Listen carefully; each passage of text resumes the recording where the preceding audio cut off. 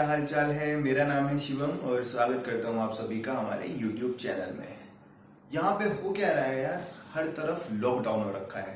कोई भी अपने घर से बाहर निकल नहीं सकता है, कोई आपके घर आ नहीं सकता है। आई नो थोड़ा बहुत चल रहा है, बट फिर भी ज्यादातर जगह ऐसा हो रहा है कि एग्जाम्स वगैरह डिले हो चुके हैं, स्कूल बंद है, कोचिंग क्लासेस बंद है।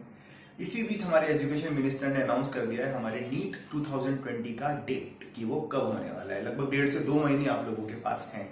तो मैं कुछ ऐसा सोच रहा था कि जब हमारे पास भी टाइम है तो क्यों ना आप लोगों के लिए कुछ ऐसी सीरीज बना दी जाए जिसमें आपका थोड़ा नीट के लिए रिवीजन हो जाए, क्योंकि इस टाइम में पूरा पढ़ने से कोई फायदा नहीं है। आपको जस्ट क्वेश्चंस ट्राई करने हैं, पुराने चैप्टर्स की प्रीवियस ईयर के क्वेश्चंस आपको ट्राई करने हैं। तो मैं क्या करने वाला हूँ, मैं एक सीरीज बनाऊंगा जिसमें मैं एक एक चैप्टर के सारे न्यूमेरिकल्स आप लोगों के साथ डिस्कस करूंगा, चाहे वो थ्योरी पोर्शन हो चाहे वो न्यूमेरिकल हो।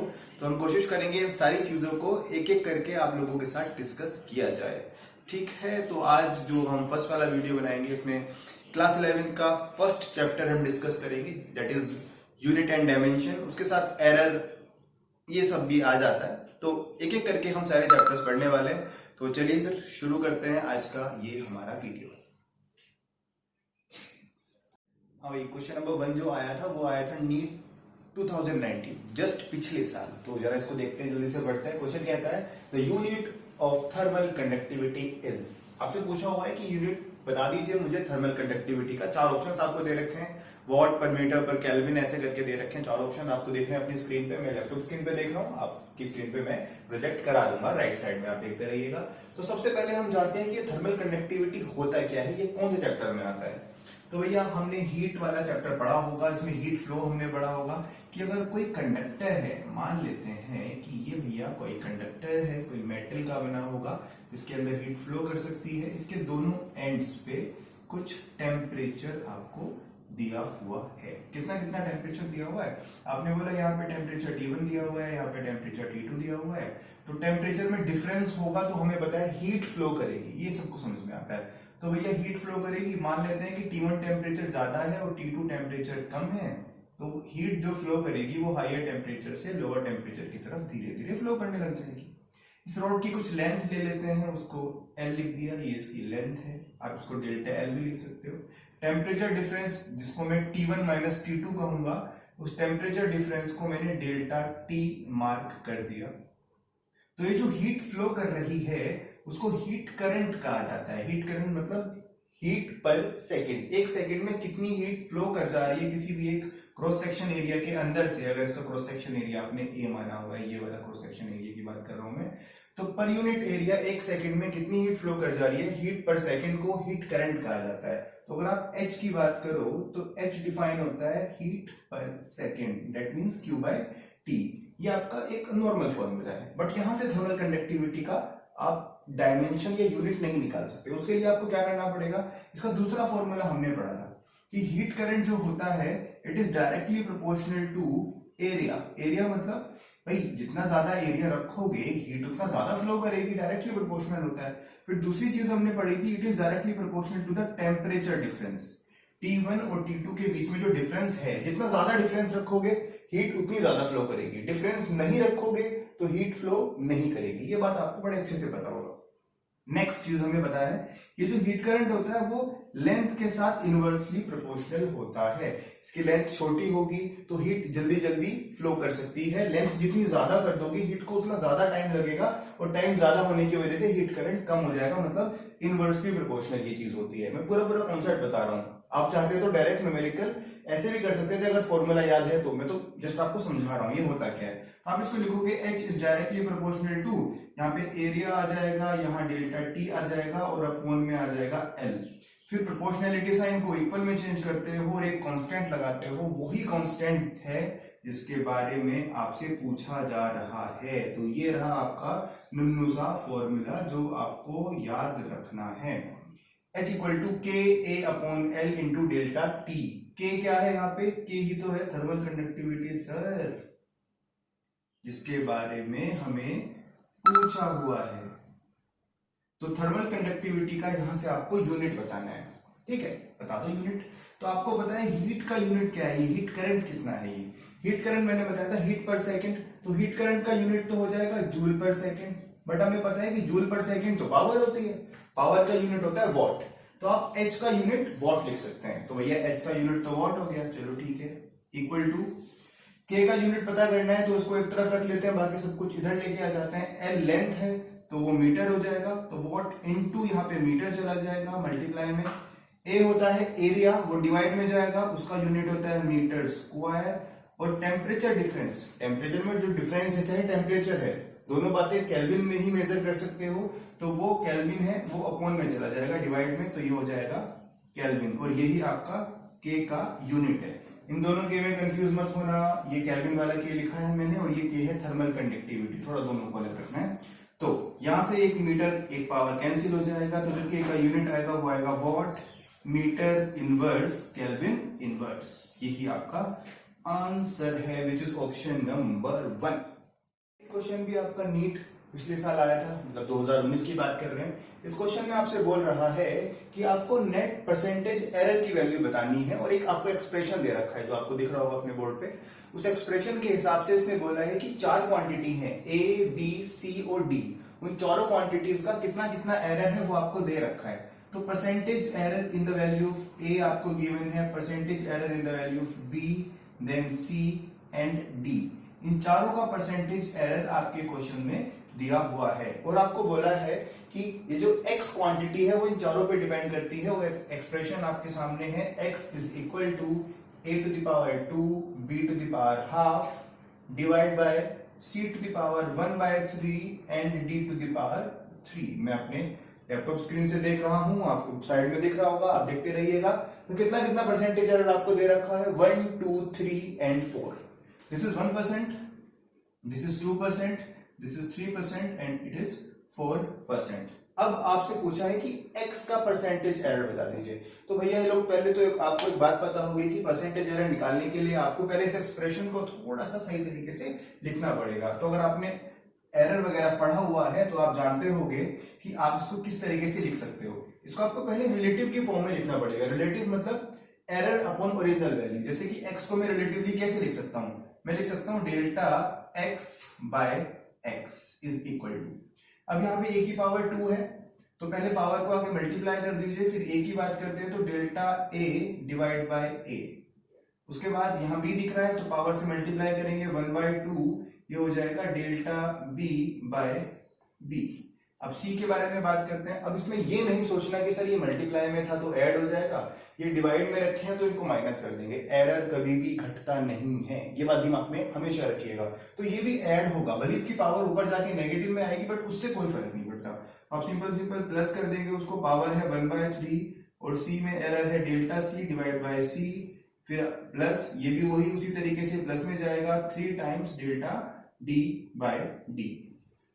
तो अगर आपने एरर पढ़ा है तो आपको एक बात पता होगी, डेल्टा a बाई a को क्या बोलते हैं, इसको रिलेटिव एरर बोलते हैं। Relative error in the value of a, ये हो जाएगा relative error in the value of b। तो पावर से मल्टीप्लाई क्यों करते हैं सर, अगर किसी की 2 पावर है इसका मतलब इसको 2 बार लिखना है तो 2 टाइम्स हो जाएगा। हाफ पावर है मतलब उसको हाफ टाइम लिखना है, तो पावर से सिंपल सिंपल मल्टीप्लाई कर दो। इसका ये समझ में आता है कि उतनी बार आप उसको प्लस कर रहे हो, एक ही बात है। बट हमें जो एक वैल्यू दे रखी है वो रिलेटिव एरर की तो नहीं दे रखी, हमें तो परसेंटेज एरर की दे रखी है। और परसेंटेज एरर होता क्या है, किसी भी रिलेटिव एरर में 100 से मल्टीप्लाई कर दो तो वो परसेंटेज एरर बन जाता है। तो अगर मैं इस पूरी इक्वेशन में 100 से मल्टीप्लाई कर दूं दोनों साइड तो कोई फर्क तो नहीं पड़ता और ये सारी वैल्यूज परसेंटेज एरर में कन्वर्ट हो जाएंगी। आइए देख लेते हैं किस तरीके से। यहाँ पे 100 से मल्टीप्लाई कर देंगे तो ये हो जाएगा percentage error in the value of x is equal to, फिर ये हो जाएगा 2 times percentage error in the value of a plus 1/2 times percentage error in the value of b plus 1/3 times percentage error in the value of c और last में आ जाएगा 3 times percentage error in the value of d।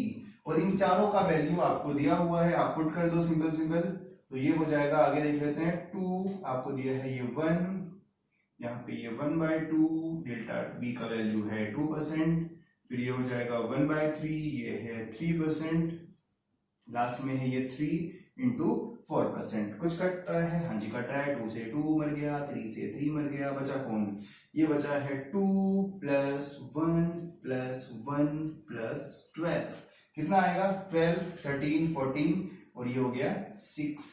16%। क्या किसी option में आ रहा है sir? हाँ जी, ऑप्शन नंबर सी की बात कर रहे हैं। तो ये वाला कॉन्सेप्ट हमेशा दिमाग में रखिएगा। अगर आपको इसमें कोई भी कंफ्यूजन है तो मैं एक बार बता देता हूं, यहाँ पे एक बार समझ लीजिएगा कि इस टाइप के क्वेश्चन कैसे अटेम्प्ट करने हैं। अगर कोई क्वांटिटी लिखी है y और उसके साथ लिखा है a to the power 2, b to the power 3 divide में c टू द पावर 4, ऐसे कुछ करके लिखा हुआ है, तो आप इसको लिख सकते हो डेल्टा y अपॉन y, जो कि इसमें रिलेटिव एरर को शो करता है। पावर से मल्टीप्लाई कर देते हैं, ये हो जाएगा डेल्टा a बाय a। उसके बाद दूसरे की पावर से मल्टीप्लाई कर देंगे, delta b by b।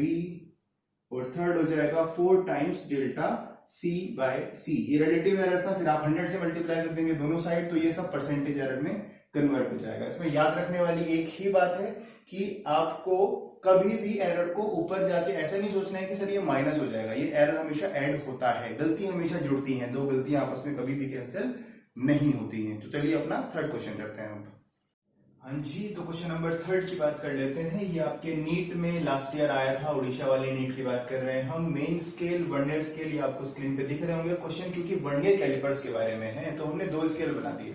Vernier callipers एक डिवाइस होती है जो किसी भी लेंथ को, काफी छोटी लेंथ को आराम से मेजर कर सकती है। जैसे सेंटीमीटर स्केल होता है, उसका लीस्ट काउंट होता है 1 मिलीमीटर, मतलब वो कम से कम 1 मिलीमीटर आपको नाप के बता सकता है एकदम एग्जैक्ट, बिना किसी एरर के। बट अगर आप उससे भी छोटी क्वांटिटी को मेजर करना चाहते हो तो आपको कुछ ऐसा लेना पड़ेगा जिसका लीस्ट काउंट उससे भी ज्यादा छोटा हो। लीस्ट काउंट आपको पता है क्या होता है? कोई भी इंस्ट्रूमेंट सबसे छोटी से छोटी वैल्यू बिना एरर के जो मेजर कर सकता है उसको आप लीस्ट काउंट कहते हो। तो वो वेरी करता है, आपकी डिवाइस बदल जाएगी, मेजरिंग डिवाइस, तो आपका लीस्ट काउंट बदलता रहेगा। तो छोटा भी हो सकता है, बड़ा भी हो सकता है, बट जितना कम हो लीस्ट काउंट उतना कम एरर कोई भी डिवाइस शो करेगी। तो भैया आपका जो सेंटीमीटर स्केल होता है उससे छोटा आपका वर्नियर कैलिपर्स होता है, अच्छा होता है उससे। और उससे भी ज्यादा प्रिसाइज अगर आपको चाहिए तो एक होता है स्क्रू गेज, वो घुमाने वाला होता है। तो वो वायर वगैरह की डायमीटर आपको देखनी है तो वो छोटी मोटी बातें कर सकता है। क्वेश्चन हमारा है, आपको दिख रहा होगा, मैं अपने लैपटॉप पे देख लेता हूं। The main scale of a vernier callipers has n division per centimetre. तो मैंने लिख लिया इसको कि भैया 1 सेंटीमीटर में मेन स्केल के पास n डिवीजन है, ठीक है। तो मैं ये बता सकता हूं कि एक डिवीजन का विड्थ कितना होगा। एक डिवीजन की अगर मैं बात करूं उसको कहते हैं MSD। MSD का मतलब main scale division. Vernier scale की अगर बात करेंगे तो VSD लिखेंगे, वर्नियर स्केल डिवीजन। तो एक MSD का मतलब हो जाता है 1/n सेंटीमीटर। ये हमें पता चल गया क्योंकि n 1 सेंटीमीटर में है तो एक जो हिस्सा है इसका छोटा सा वो 1/n सेंटीमीटर का हो जाएगा। चलो आगे बढ़ जाते हैं। आगे बोलता है कि n division of vernier scale coincide with n-1 division of main scale. तो मैंने एक यहाँ पे कोइंसाइड करा के दिखा रखे हैं आपको। वो कह रहे हैं कि वर्नियर स्केल का n डिवीजन और वर्नियर के ऊपर जो मेन स्केल है उसका n-1 डिवीजन, ये दोनों आपस में कोइंसाइड करते हैं। कहने का मतलब है नीचे के अगर 10 हैं तो ऊपर वाले के 9 हैं, क्योंकि मेन स्केल के डिवीजन थोड़े बड़े होते हैं तो उतने हिस्से में कम आएंगे।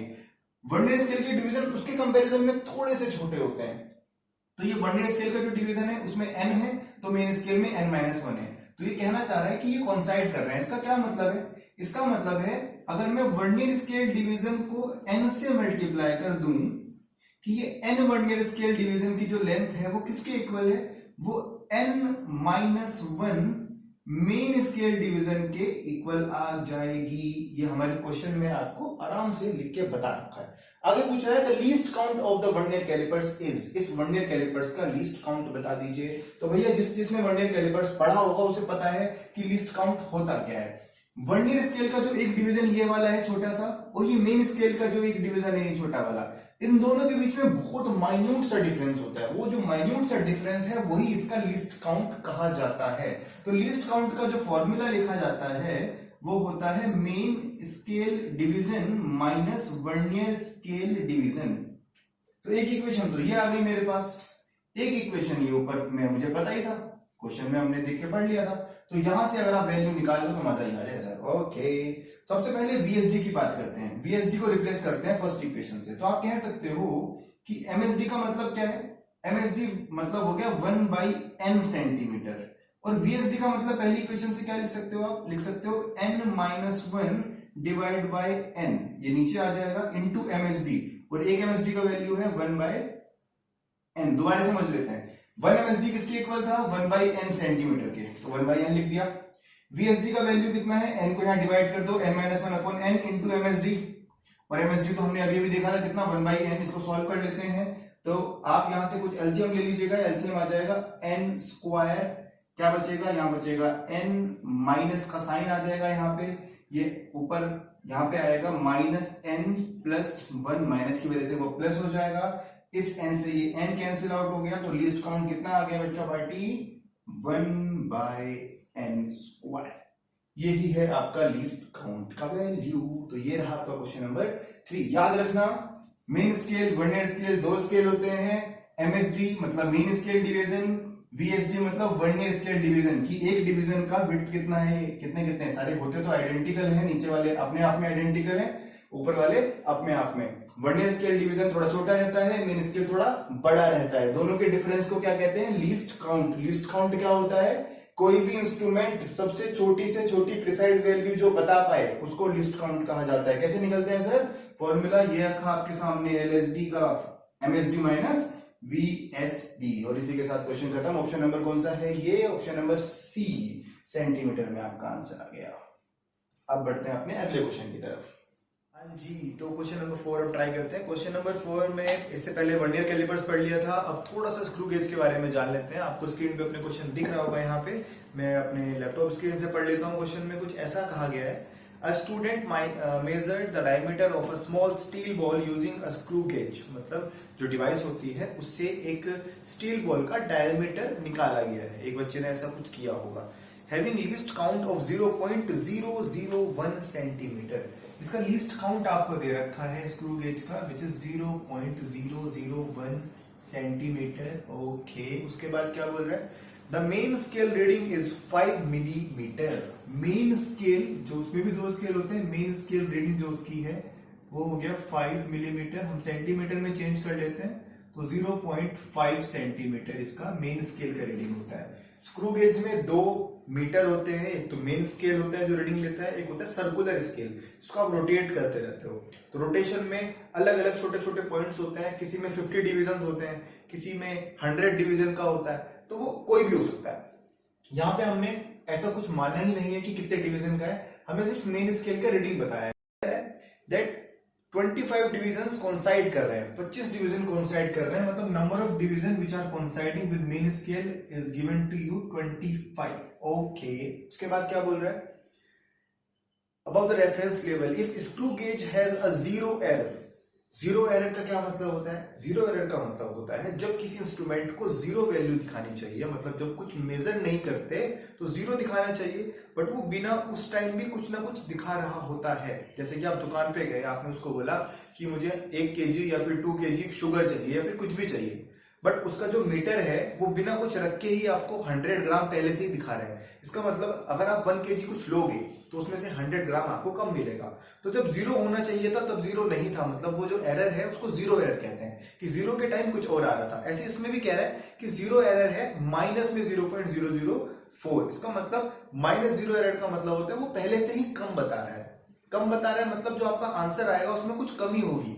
तो अगर नेगेटिव जीरो एरर है तो आपके आंसर में आपको ये वाली वैल्यू ऐड करनी पड़ेगी। मेरी बात समझ रहे हैं? नेगेटिव जीरो एरर का मतलब होता है कि आपकी उस वैल्यू से कम वैल्यू वो रीड कर रहा है, तो आप जो ओवरऑल आंसर आएगा उसमें उस वैल्यू को ऐड आपको करना पड़ेगा। नेगेटिव जीरो एरर मतलब पॉजिटिव ऐड करना है। अगर ये पॉजिटिव जीरो एरर होता तो आप अपने आंसर में से घटा देते। ठीक है, करेक्शन जो होता है वो एरर का ऑपोजिट होता है। Negative error positive correction, negative correction positive error, दोनों अलग बातें हैं। समझ में मेरी बात? तो नंबर ऑफ डिवीजन 25 कॉन्साइड कर रहे हैं। उसके बाद ये बोल रहा है कि आप मुझे टोटल वैल्यू बता दो कि कितना डायमीटर आएगा, तो रीडिंग पूछ रहा है आपसे।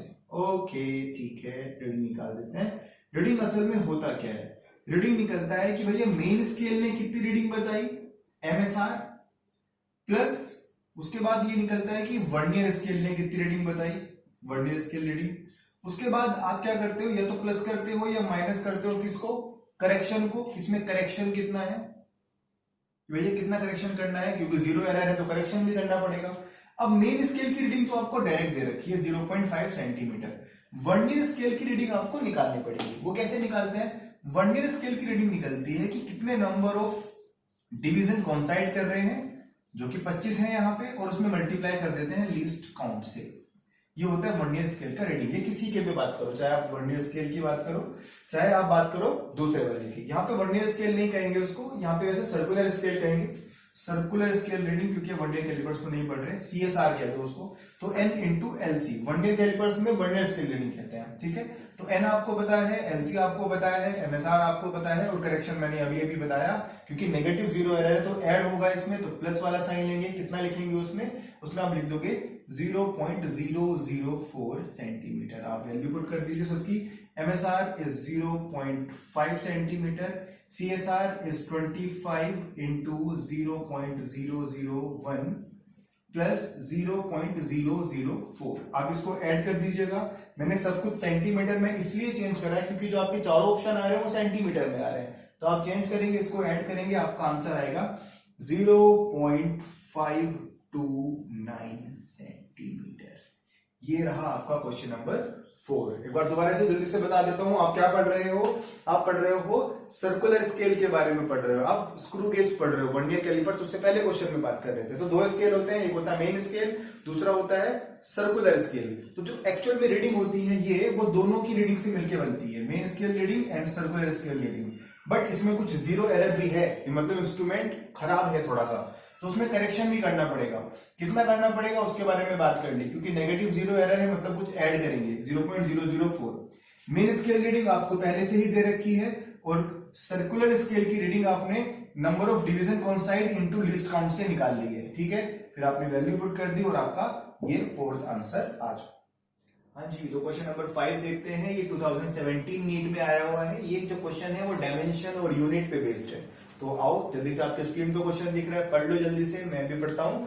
अ physical quantity of the dimension of length that can be formed out of C, G and this. जो भी आपको फॉर्मूला थोड़ा सा दे रखा है, कह रहा है कि एक लेंथ है L, वो 3 बातों पे डिपेंड करती है। डायमेंशन की बात कर रहे हैं, लेंथ के डायमेंशन इन 3 डायमेंशन से मिलकर बनी है। कौन कौन से? स्मॉल जी, कैपिटल जी, और ये एक वेरिएबल दे रखा है आपको E² divide by 4 pi epsilon nought. इन 3 चीजों पे डायमेंशन ऑफ लेंथ कैसे डिपेंड करेगी, मतलब इन तीनों को किस तरीके से अरेंज करूं कि इन तीनों का डायमेंशन लेंथ के डायमेंशन के बराबर आ जाए। या तो आप एक काम कर लो, करने का सिंपल तरीका, C मतलब स्पीड ऑफ लाइट, G क्या होता है? यूनिवर्सल ग्रेविटेशनल कांस्टेंट, इसका डायमेंशन आपको पता है, और E² upon 4 pi epsilon not. देखो याद करो, Coulomb's law, F equal to K Q1 Q2 by R²। तो K Q1 Q2 का ये डायमेंशन है, R² को फोर्स के साथ लेके, मतलब इन तीनों का डायमेंशन आप निकाल सकते हो, और फिर आप इसको अरेंज करके देख लो कि 4 ऑप्शन में से कौन सा ऑप्शन सही आ रहा है। बट मैं रिकमेंड नहीं करूंगा उसको, क्योंकि अभी थोड़ा सा टाइम लग सकता है उसे उस वाले तरीके से करने में। हो सकता है पहला ही ऑप्शन मैच कर दिया तो सीधा आप टिक कर दो। कभी कभी ऐसा होता है कि आप चारों को चेक करोगे तब जाके हो सकता है 4th वाला सही बैठे। तो ये आपके प्रेजेंस ऑफ माइंड के ऊपर है पूरी तरीके से कि आप कैसे उसको कर लोगे। तो सबसे पहले हम क्या करते हैं, सी का डायमेंशन निकालते हैं। सी इज स्पीड ऑफ लाइट। आओ निकालते हैं। स्पीड ऑफ लाइट का डायमेंशन कितना होता है सर? ये तो हमें पता हुआ है, स्पीड मतलब लेंथ, L अपॉन टाइम मतलब T-1। तो C का डायमेंशन ये आ गया। यहाँ पे G का डायमेंशन निकालना था, कैपिटल G। कैपिटल G का डायमेंशन कैसे निकलता है? फॉर्मूला होता है F(r²) divide by m1 m2, universal gravitational constant G। तो F होता है फोर्स, फोर्स मतलब mLT-2 लिख सकते हैं उसको। R² मतलब लेंथ स्क्वायर, ये हो जाएगा, और यहाँ पे मल्टीप्लाई डिवाइड में चला जाएगा मास, मतलब m⁻²। इसको थोड़ा सा रीअरेंज कर लेंगे तो ये आएगा m⁻⁻1। लेंथ यहाँ पे 3 हो जाएगा, और टाइम आ जाएगा -2। ये है यूनिवर्सल ग्रेविटेशनल कांस्टेंट का डायमेंशन, ठीक है। तो 2 डायमेंशन आपको मिल गए। उसी के साथ पहला डायमेंशन, दूसरा डायमेंशन, और तीसरा डायमेंशन है आपका E² divide by 4 pi epsilon naught. इसको ध्यान से समझेंगे, ये होता है F into R²। F equal to K Q1 Q2 by R² को आप रीअरेंज करोगे तो 1/4 पाई एप्सिलॉन नॉट तो Q हो गया, Q1 Q2 मतलब E² हो गया, तो F² का डायमेंशन ही इसका डायमेंशन होगा। यहाँ पे F का डायमेंशन मतलब फोर्स, R मतलब लेंथ, तो आप सिंपल कर देंगे। फोर्स हुआ mLT-2 और R² मतलब हो गया L2। तो इसको थोड़ा सा सॉल्व करा तो कितना आया, ml to the power 3 t की पावर -2 L2 में यहां से हटा देता हूं, तो इसका डायमेंशन भी मुझे पता चल गया। तो फटाफट आप तीनों डायमेंशन निकाल लेंगे। उसके बाद या तो आप क्या करो, मैंने बताया 4 ऑप्शन में पुट करके देख लो भैया, जो ठीक है जिसका डायमेंशन लेंथ के बराबर है, बात बन गई। बट ऐसे काम कभी कभी नहीं चलता, तो आप क्या करते हो, आप ऐसे करते हो, आप कहते हो कि यहाँ पे मास की पावर 0 है, L की पावर है 1, m की पावर है 0, ये मैं लेंथ की डायमेंशन लिख रहा हूं।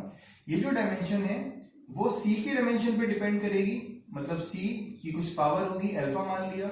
उसके बाद दूसरा कांस्टेंट जो है g, उसकी पावर कुछ मान लेते हैं बीटा, और जो तीसरे वाला है ये e² upon 4 pi epsilon not, इसकी पावर आप मान लेंगे गामा। ठीक है, फिर तीनों का डायमेंशन जो मैंने निकाला हुआ है, तीनों का डायमेंशन पुट कर देंगे। उसके बाद क्या होगा, फिर यहाँ पे मास, लेंथ और टाइम की टर्म में कुछ क्वांटिटीज आ जाएंगी। उसके बाद आप दोनों लेफ्ट हैंड साइड और राइट हैंड साइड का मास की पावर, अगर यहाँ 0 है और इधर जो मास की पावर आएगी उसको कंपेयर कर दोगे, फिर इधर यहाँ लेंथ की जो पावर आएगी वो कंपेयर कर दोगे, फिर यहाँ टाइम की पावर 0 के साथ यहाँ पे जो आएगा वो पावर आप कंपेयर कर दोगे। तो अल्फा, बीटा और गामा का वैल्यू आप सॉल्व करके निकाल लेंगे। अल्फा का वैल्यू -2 आएगा, बीटा 1/2 आएगा और गामा भी 1/2 आएगा। अल्फा, बीटा, गामा निकालने के बाद यहाँ पे पुट करोगे तो आपकी जो इक्वेशन निकल के आएगी वो आएगी 1/c² और अंडर रूट में चला जाएगा बाकी सब कुछ, क्योंकि पावर 1/2 है। ये g भी अंडर रूट में है और ये e² divide by 4 pi epsilon not, ये भी अंडर रूट में है। जो कि कितने ऑप्शन है आपका, ये आपको दिख जाएगा, आपका ये 4th ऑप्शन में आ रहा है, अंडर रूट, इसकी पावर हाफ लिखी हुई है। तो तरीका मैंने क्या बताया, पहले जो भी क्वांटिटी दी हुई है आपको उनका डायमेंशन निकाल लो अलग से। उसके बाद उसको बोला गया है कि वो लेंथ के डायमेंशन के बराबर है, तो लेंथ का डायमेंशन मतलब ये वाला m0 l1 t0, टाइम और मास तो है ही नहीं इसमें, और इसको तीनों क्वांटिटीज के अल्फा, बीटा, गामा पावर मान के कर लिया इसको। फिर इधर इधर करके डायमेंशन की जो वैल्यू है उनको कंपेयर कर दिया, 3 इक्वेशन बनी, सॉल्व करा, ऐसे लिखा और अल्फा, बीटा, गामा निकाल के वापस से पुट कर दिया, आपका आंसर आ गया। कई बार ये थोड़ा लेंथी होता है, कई बार थोड़ा जल्दी हो जाता है, आप चाहे तो डायरेक्ट तीनों वैल्यू उसमें पुट करके भी निकाल सकते हैं। ठीक है, तो आज की वीडियो में हमने टोटल 5 क्वेश्चन डिस्कस करे। पांचों क्वेश्चंस ये पहले नीट में आ रखे हैं, 2018 में था, 2019 का भी करा, 2017 का भी कोई क्वेश्चन हमने करा। तो टोटल ऐसे करते करते हम क्वेश्चंस डिस्कस करते चलेंगे। ये फर्स्ट चैप्टर मैंने उठाया था, उसके बाद सेकंड चैप्टर करेंगे, थर्ड चैप्टर करेंगे। तो देखते हैं कितनी वीडियोस आपके ये काम आती है। तो अगर आपको मेरा काम पसंद आता है तो please like, share and subscribe to the channel. Thank you so much.